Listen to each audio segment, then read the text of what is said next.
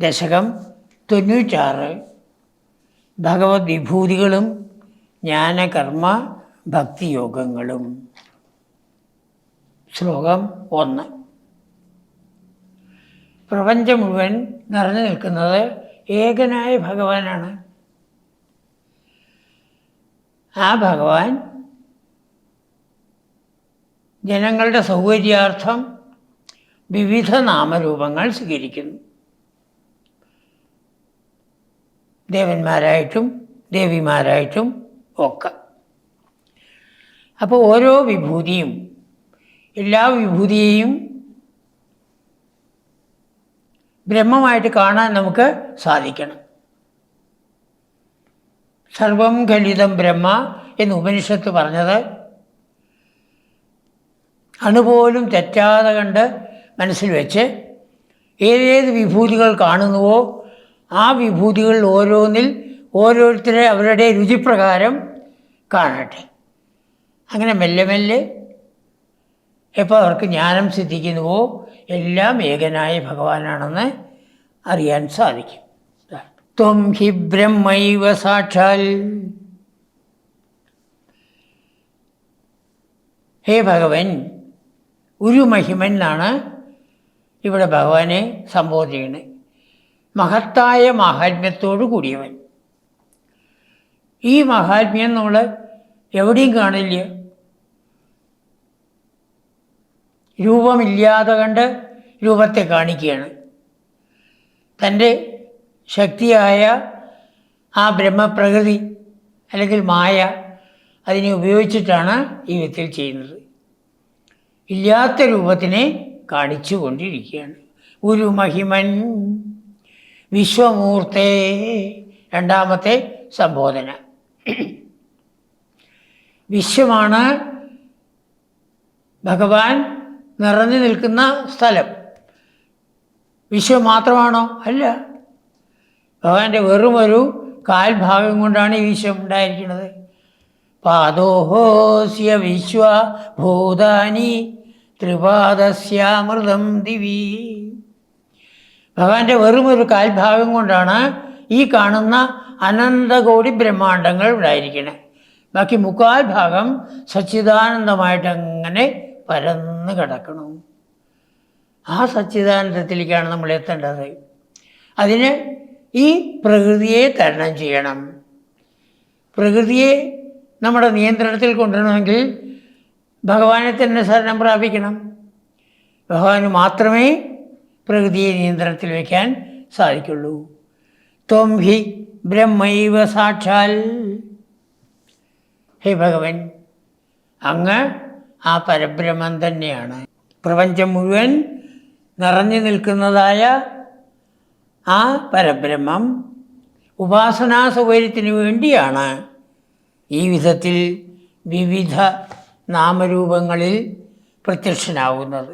അപ്പോൾ എന്തൊക്കെ പ്രപഞ്ചത്തിലുണ്ടോ അതിനെല്ലാം എടുത്ത് വിശകലനം ചെയ്യുകയാണ്. ഇതിലാദ്യം നമ്മൾ കാര്യങ്ങൾ മനസ്സിലാക്കുന്നത് വാക്കുകളിലൂടെയാണല്ലോ. അപ്പോൾ ആ വാക്കുകൾ ഉണ്ടാക്കുന്നതിൻ്റെ അക്ഷരങ്ങൾ. അക്ഷരാണാം അകാരഃ. വ്യഞ്ജനാക്ഷരങ്ങൾ നമുക്ക് മനസ്സിലാവണമെങ്കിൽ അകാരം വേണം. ക ച ട ത ബ എന്നാണ് വ്യഞ്ജനാക്ഷരങ്ങൾ. അത് ഖ എന്നാവണമെങ്കിൽ ക പ്ലസ് ആ. പിന്നെ ഒന്നാമത്തെ അക്ഷരം ആ തന്നെയാണ്. അങ്ങനെ അക്ഷരങ്ങളുടെ ഇടയിൽ അങ്ങ് അകാരമാണ്. ഒരു മഹിമൻ, ഏറ്റവും മുമ്പിൽ നിൽക്കുന്നവൻ അർത്ഥം, ഏറ്റവും ശ്രേഷ്ഠനായിട്ടുള്ളവൻ. ഇനിയോ രാജ്ഞാം മനുരസി. രാജാക്കന്മാരുടെ ഇടയിൽ മനുവാണ്. മനു, സ്വയംഭൂ മനു.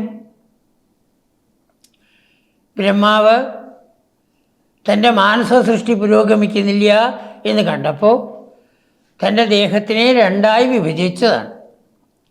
വലത്തുഭാഗം കൊണ്ട് മനുവും ഇടത്തുഭാഗം കൊണ്ട് ശതരൂപയും.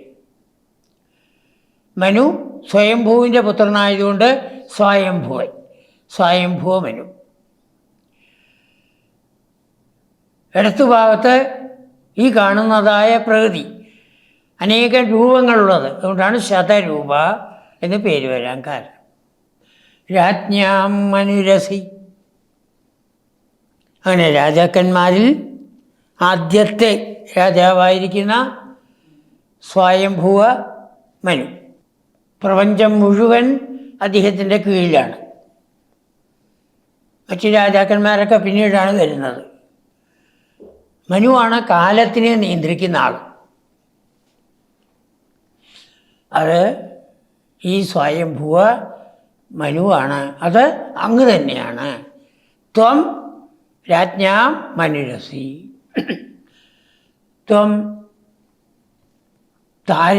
താരോ മന്ത്രേഷു, മന്ത്രങ്ങളിൽ താരമന്ത്രം അല്ലെങ്കിൽ താരകമന്ത്രം, ഓങ്കാരമന്ത്രം പല പേരിൽ അറിയപ്പെടുന്നത്. അതിലൂടെ നമുക്ക് ഈ ഭഗവാനെ സാക്ഷാത്കരിക്കാം. അപ്പോൾ അതുകൊണ്ട് അതവിടെ ഇരിക്കട്ടെ, നമുക്ക് ഒടുവിൽ അത് നോക്കാം വിശദമായിട്ട്. ഓങ്കാരമന്ത്രത്തിനെക്കുറിച്ച് വിശദമായിട്ട് നമുക്ക് ചർച്ച ചെയ്യാം. മുനിഷു ത്വം ഭൃഗുർ നാരദോപി, മുനിമാരുടെ ഇടയിൽ അങ്ങ് ഭൃഗുമഹർഷിയാണ്, നാരദനാണ്. ബ്രഹ്മർഷികളിൽ ഭൃഗുവും ദേവർഷികളിൽ നാരദനും.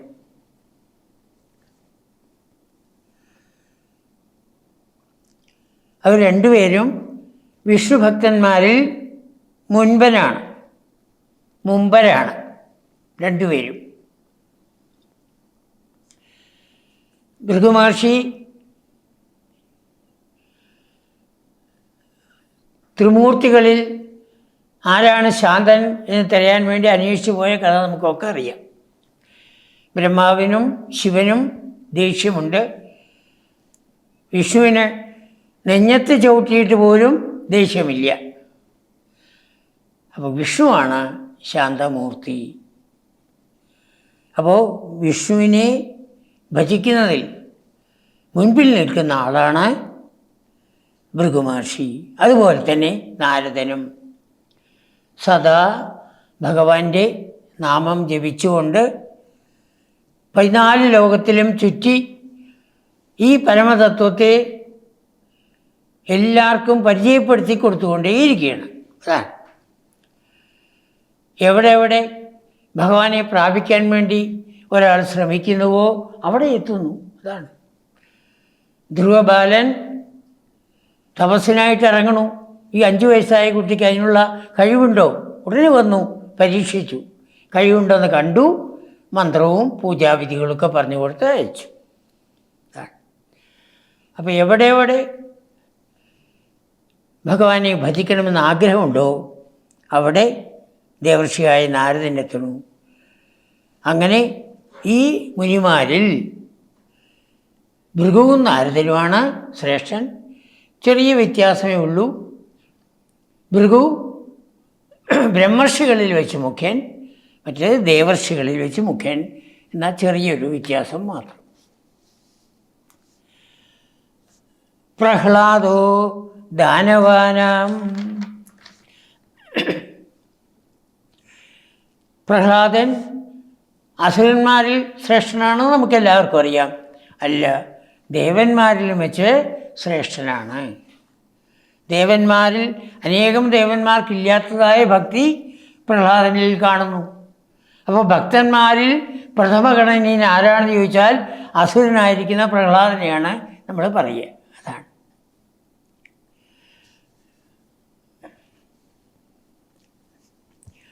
പ്രഹ്ലാദോ ദാനവാനാം പശുഷുച സുരഭിഹി. മൃഗങ്ങളുടെ ഇടയിൽ പശു എന്ന് പറയുമ്പോൾ പശു മാത്രമാവണമെന്നില്ല, എല്ലാ മൃഗങ്ങളുടെ ഇടയിലും. അതാണ് സംസ്കൃതത്തിൽ പശു എന്ന് പറഞ്ഞാൽ മൃഗം എന്നാണ് അർത്ഥം. എല്ലാ മൃഗങ്ങളുടെ ഇടയിൽ, അതിൽ പ്രത്യേകിച്ച് പശുവിൻ്റെ ഇടയിൽ, പശുക്കളുടെ ഇടയിൽ സുരഭിഹി, ആ കാമധേനു ശ്രേഷ്ഠയായിട്ട് കണക്കാക്കപ്പെടുന്നു. എന്തുകൊണ്ട്? ആര് തന്നെ ഭജിക്കുന്നുവോ അവരുടെ എല്ലാ ആഗ്രഹങ്ങളെയും സാധിപ്പിക്കുന്നു. എന്താഗ്രഹമുണ്ടോ ആ ആഗ്രഹത്തിനെ സാധിപ്പിക്കുന്ന പശുവാണ് സുരഭി, കാമധേനു. വസിഷ്ഠൻ്റെ അടുത്ത് എത്തിയപ്പോൾ നന്ദിനി, അങ്ങനെ പല പേരുകളിൽ അറിയപ്പെടുന്ന ആ പശു. പക്ഷിണാം വൈനതേയോ, വൈനതേയൻ, വിനതയുടെ പുത്രൻ വൈനതേയൻ. ഭഗവാന്റെ 14 പാർഷദന്മാരിൽ പ്രധാനിയായിട്ടുള്ള ഒരാളാണ് വൈനതേയൻ, ഗരുഡൻ. പിന്നെ ഭഗവാന്റെ വാഹനവുമാണ്, ഗരുഡവാഹൻ ആണല്ലോ. പക്ഷിണാം വൈനതേയോ നാഗാനാം അസ്യനന്ദഃ. സർപ്പങ്ങളെന്നും നാഗങ്ങളെന്നും 2 തരക്കാരുണ്ട്. അതിൽ നാഗങ്ങൾ ശ്രേഷ്ഠന്മാരായിട്ടാണ് കണക്കാക്കുന്നത്. ആ നാഗങ്ങളിൽ ഏറ്റവും ശ്രേഷ്ഠനായിട്ടുള്ള അനന്തനാണ് ഭഗവാന്റെ ശയ്യയായിട്ട് ഇരിക്കുന്നത്. നാഗാനാം അസ്യനന്ദഃ. അപ്പോൾ താൻ തന്നെ കിടക്കുകയാണ്. ത്വം നാഗാനാം അനന്തഃ. ഭഗവാൻ തന്നെയാണ് നാഗങ്ങളിൽ അനന്തനായിട്ട് നിൽക്കുന്നത്.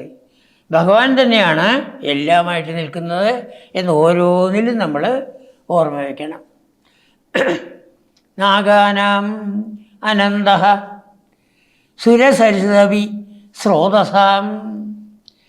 സ്രോതസ്സുകൾ, നദികളിൽ സുരസരിത്ത്, ആകാശഗംഗ.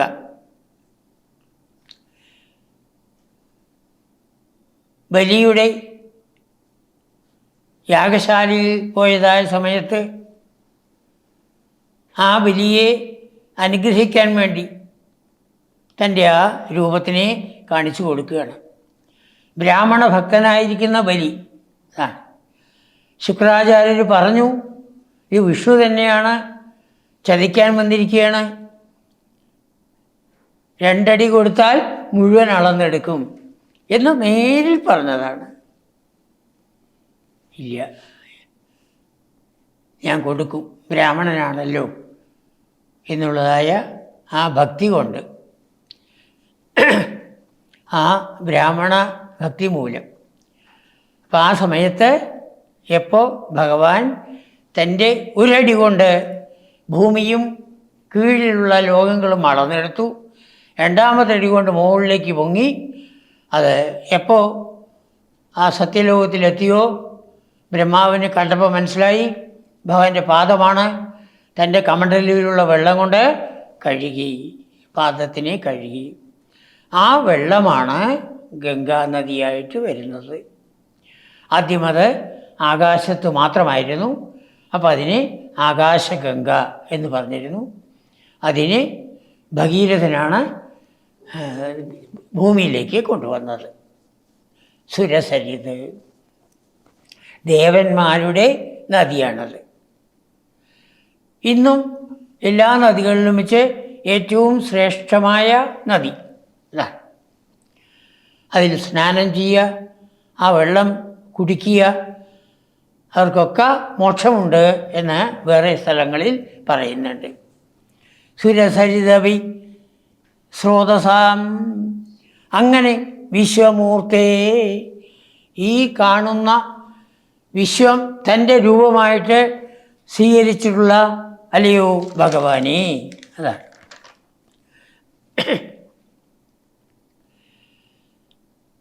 ഇനി നമുക്ക് ആ താരോ മന്ത്രേഷു അതിലേക്ക് വരാം. താരം എന്ന് പറയുന്നത് താരകമന്ത്രം, ഓംകാരമന്ത്രം, പ്രണവമന്ത്രം.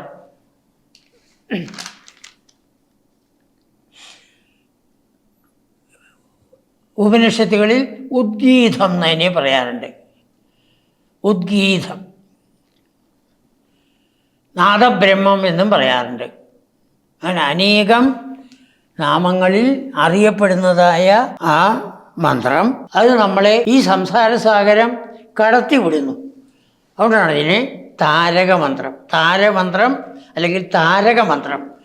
സംസാരസാഗരത്തിനെ കടത്തിവിടുന്നു. ഓംകാരം പ്രണവം, നാദബ്രഹ്മം, ഉദ്ഗീതം, രഥത്തിൽ ധാണ് ഉദ്ഗീതം. അങ്ങനെ അനേകം നാമങ്ങളിൽ അറിയപ്പെടുന്നതായ ആ ഓങ്കാരം 3 അക്ഷരങ്ങൾ ചേർന്നതാണ്. ആ പ്ലസ് ഉ പ്ലസ് മ. ഓം.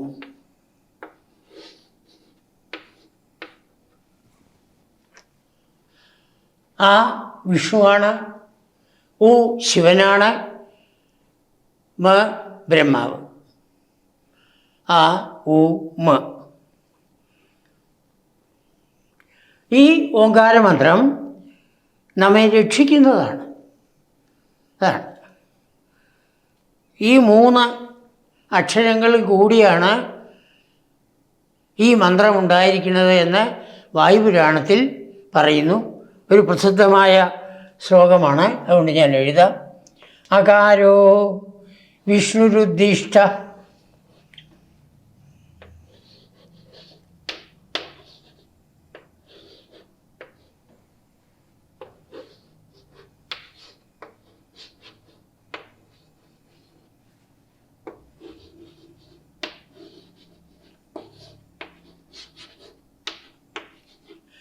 അകാരോ വിഷ്ണുരുദ്ദിഷ്ട ഉകാരസ്തു മഹേശ്വരഃ.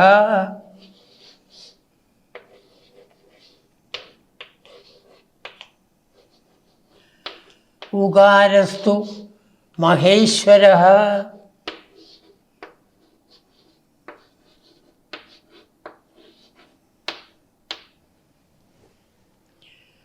മകാരസ്തു സ്മൃതോ ബ്രഹ്മ. മകാരസ്തു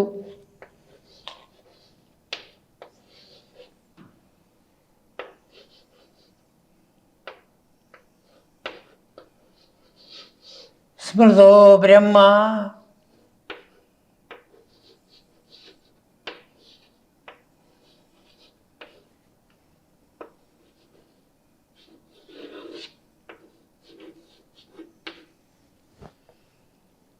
പ്രണവസ്തു ത്രയാത്മകഃ.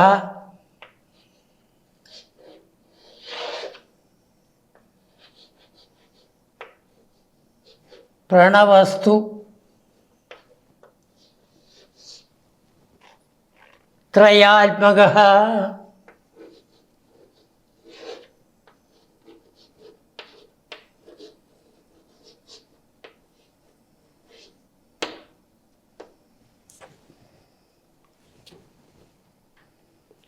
അകാരോ വിഷ്ണുരുദ്ദിഷ്ട.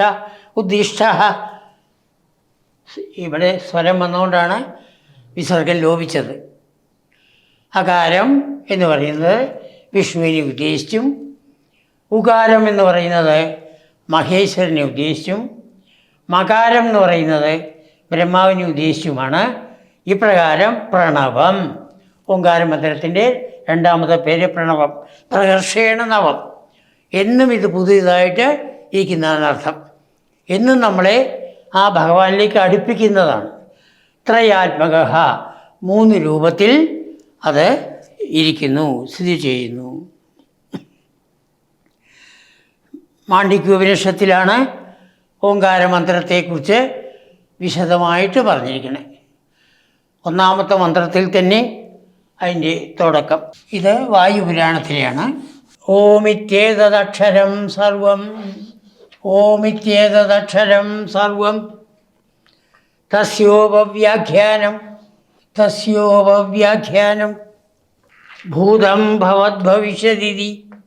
ഭൂതം ഭവത് ഭവിഷ്യതി. സർവമോങ്കാര ഏവ. സർവമോങ്കാര ഏവ. യച്ചാന്യത്രികാലാതീതം. യച്ചാന്യത്രികാലാതീതം തദപ്യോങ്കാര ഏവ. തദപ്യോങ്കാര ഏവ. മാണ്ഡൂക്യോപനിഷത്ത് മന്ത്രം 1. മാണ്ഡൂക്യോപനിഷത്ത് മന്ത്രം 1. ഉപനിഷത്ത് തുടങ്ങുന്ന മന്ത്രമാണിത്. ഓം ഇതി ഇദം ഇതം സർവം ഓമിതി അക്ഷരം. ഇതം സർവം ഓമിതി അക്ഷരം. ഇതം സർവം ഈ കാണുന്ന പ്രപഞ്ചം മുഴുവൻ,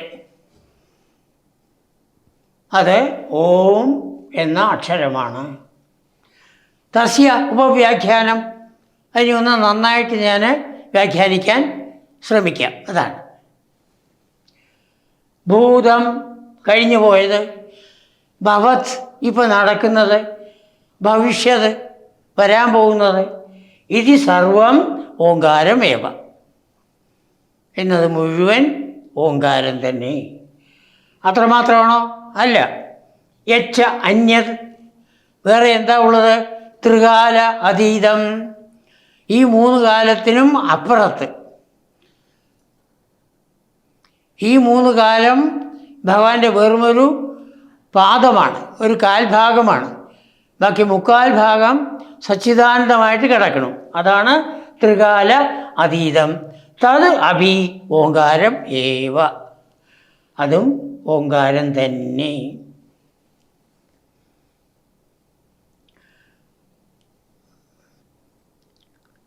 എന്തിനാ നമ്മൾ ഈ ഓങ്കാരം ഇത്ര വിശദമായിട്ട് എടുക്കാൻ കാരണം എന്ന് ചോദിച്ചാലോ, ഭഗവാൻ ഗീതയിൽ അത് വ്യക്തമായിട്ട് പറയുന്നുണ്ട്. ആര് ഓങ്കാരത്തിനെ ഉപാസിക്കുന്നുവോ അവർക്ക് മോക്ഷമുറപ്പാണ്. അതാണ് മന്ത്രങ്ങളിൽ വെച്ച് ശ്രേഷ്ഠമായിട്ടുള്ള താരകമന്ത്രം, നമ്മുടെ കടത്തി വിടുന്നതായ താരകമന്ത്രം. ആ താരകമന്ത്രത്തിനെ നിങ്ങൾ ഉപാസിക്കൂ എന്ന് 8-ാം അധ്യായത്തിൽ ഭഗവാൻ വ്യക്തമായിട്ട് പറയുന്നു. അപ്പോൾ അതും കൂടി നമുക്ക് പഠിക്കേണ്ടതാണ്. ഓമിത്യേകാക്ഷരം ബ്രഹ്മ, ഓമിത്യേകാക്ഷരം ബ്രഹ്മ വ്യാഹരൻ മാമനുസ്മരൻ, വ്യാഹരൻ മാമനുസ്മരൻ യപ്രയാതി ത്യജൻ ത്യജൻ ദേഹം, യപ്രയാതി ത്യജൻ ദേഹം സയാതി പരമാം ഗതിം, സയാതി പരമാം ഗതിം. ഗീത 8:13. മുമ്പ് എഴുതിയ ശ്ലോകങ്ങൾ പഠിക്കാൻ സാധിക്കില്ലെങ്കിലും ഇതെങ്കിലും പഠിച്ചിരിക്കണം. അത്രത്തോളം പ്രാധാന്യമാണ് ഭഗവാൻ ഓങ്കാരമന്ത്രത്തിന് നൽകിയിരിക്കുന്നത്. ഓമിത്യേകാക്ഷരം ബ്രഹ്മ ഒരക്ഷരമാണ്. ആ ഊമ എന്ന് 3 അക്ഷരം ചേർന്നാണെങ്കിലും അതിന് ഒരക്ഷരമായിട്ടാണ് കണക്കാക്കുക. ഓമിത്യേകാക്ഷരം ബ്രഹ്മ വ്യാഹരൻ, അതെപ്പോഴും ജപിച്ചുകൊണ്ടിരിക്കൂ. ആ ജപിക്കുന്ന സമയത്ത് മാമനുസ്മരൻ, എന്നെ ഓർമ്മിക്കൂ.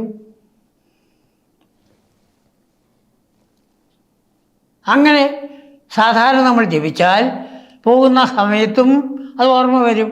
യപ്രയാതി ത്യജൻ ദേഹം, ആരാണോ പോകുന്ന സമയത്ത്, ആ ദേഹത്തിനെ ത്യജിക്കുന്ന സമയത്ത്, പ്രാണൻ പോകുന്ന സമയത്ത് ആ ഓം ചൊല്ലുന്നത്, സയാതി പരമാഗതിം, അയാൾ പരമമായ ഗതി, ആ വൈകുണ്ഠലോകത്തിന്, ആ വൈകുണ്ഠ പദപ്രാപ്തി അദ്ദേഹത്തിന് ലഭ്യമാകുന്നു.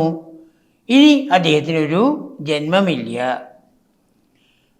അദ്ദേഹത്തിൻ്റെ സകല കർമ്മവാസനകളും കഴിഞ്ഞു. അദ്ദേഹം ഭഗവാനുമായി ഐക്യം പ്രാപിക്കുന്നു. കർമ്മവാസനകളാണ് നമ്മളെ ഭഗവാനിൽ നിന്ന് അകറ്റുന്നത്. ആ കാരണശരീരത്തിൽ ആ വാസനകൾ അങ്ങനെ ഇരിക്കുന്നു. അത് കഴിഞ്ഞ ജന്മത്തിന് കൊണ്ടുവന്ന് തന്നെയാണ് നമുക്ക് ഈ ശരീരം തന്നിരിക്കുന്നത്.